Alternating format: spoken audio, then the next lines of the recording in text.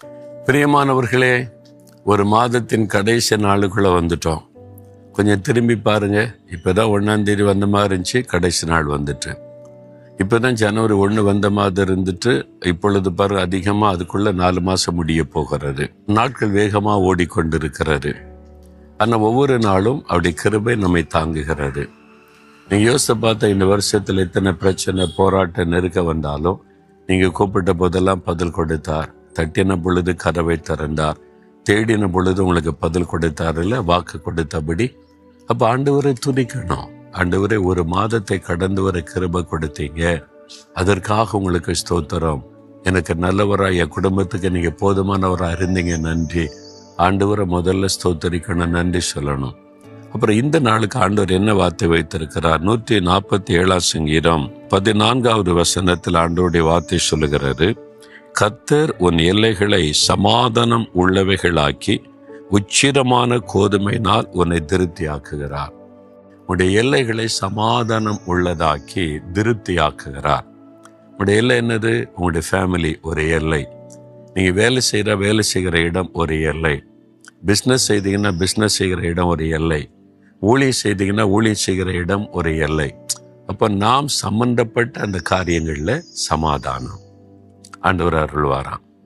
உலகத்தில் இத்தனை யுத்தங்கள், போராட்டங்கள், நெருக்கங்கள், கலகங்கள் நடந்தாலும் உங்கள் எல்லைக்குள்ளே சமாதானம் இருக்காது. ஆண்டோடைய வாக்கு தத்துவம். ஏன்னா நீங்கள் ஆண்டோருக்குள்ள ஒப்பு கொடுத்து சமாதான பிறவை சொந்தமாக்கி இருக்கிறதுனால உங்களுடைய எல்லைக்குள்ளே சமாதானம், உங்கள் வீட்டுக்குள்ளே சமாதானம், உங்களுடைய ஊழியத்திலே சமாதானம், உங்களுடைய வேலை செய்கிற இடத்துல நிம்மதியாக சமாதானமாக வேலை செய்கிற என்ற அனுபவம், இது ஆண்டவர் கொடுக்குற ஆசீர்வாதம். அப்படி இல்லையே, ஒரே போராட்டமாக இருக்கிற, பிரச்சனையாக இருக்கிற, குடும்பமே நரகமாக இருக்கிற, வேலை செய்கிற இடம் போனாலும் எப்பவும் ஒவ்வொருத்தரும் நெருக்கம் அப்படின்னு கஷ்டப்பட்டு வாழ்கிறீங்களா? ஆண்டவர்கிட்ட கேளுங்க. நீங்கள் சொன்னீங்களே, என் எல்லைகளை சமாதானம் உள்ளதாக்குவேனே, நான் என்னுடைய சம்பந்தப்பட்ட என் குடும்பம், வேலை, ஊழியம், பிஸ்னஸ், என் சம்பந்தப்பட்ட உறவுகள் எல்லாத்திலும் சமாதானத்தை உண்டாக்குங்க.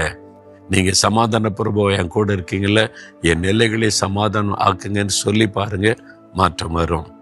திருப்தி ஆசீர்வதிப்பாராம். ஒரு திருப்தியா வேலையில் திருப்தி இருக்கிறா, ஊழியத்தில் திருப்தி இருக்கிறா, ஒரு மகிழ்ச்சி இருக்கிறா. சிலர் முறுமுறுத்து கொண்டே செய்வாங்க. வேற வழி இல்லை, கஷ்டம், அதனால வேலைக்கு போக வேண்டியது இருக்கு, அதனால இந்த பிஸ்னஸ் பார்க்க வேண்டியது இருக்குது, அதனால இந்த ஊழியத்தை செய்ய வேண்டியது இருக்கிறது. சந்தோஷம் இல்லையே? ஒரு சந்தோஷம், மன மகிழ்ச்சி, திருப்தி, அது ஆண்டவர் கொடுக்கிற ஆசீர்வாதம். அப்போ உங்கள் வாழ்க்கையில் கர்த்தர் கொடுக்கிற வாக்கு தத்தத்தை சொந்தமாக்கி என் எல்லைகளை சமாதானம் உள்ளதாக்குங்க. நான் திருப்தியாக மன மகிழ்ச்சியோடு என் காரியங்களை செய்யணும். ஒப்பு கொடுத்து பாருங்க, அந்த மாற்றம் உண்டாகும். ஆண்டவரை பார்த்து சொல்லுங்க, ஆண்டவரே என் எல்லைகளை சமாதானம் உள்ளதாக்குகிறீர். நான் என் வேலை செய்கிற இடம், படிக்கிற இடம், பணி செய்கிற இடம், ஊழிய செய்கிற இடம், என் எல்லை முழுவதிலும் சமாதானம் உண்டாகட்டும். ஒரு மனமற்ற தன்மைகள், குழப்பங்கள், போராட்டங்கள், வேதனைகள், சோர்வுகள் எல்லாம் விலகட்டும். சமாதானம் உண்டாகட்டும். திருப்தியா மன மகிழ்ச்சியோடு என் பணிகளை செய்ய கிருபை தாரும். உடைய வாக்கு தத்தத்தின் ஆசீர்வாதம் உண்டாகட்டும். யார் யார் இப்படி ஜெபிக்கிறாங்களோ, இந்த மகன், இந்த மகளுடைய வாழ்க்கையில இன்று முதல் சமாதானம் உண்டாகட்டும். ஆவிக்குரிய மாற்றம் வரட்டும். திருப்தியான ஒரு மனநிலையின் ஆசீர்வாதம் உண்டாகட்டும். இயேசுவின் நாமத்தில் ஜெபிக்கிறேன். ஆமேன், ஆமேன்.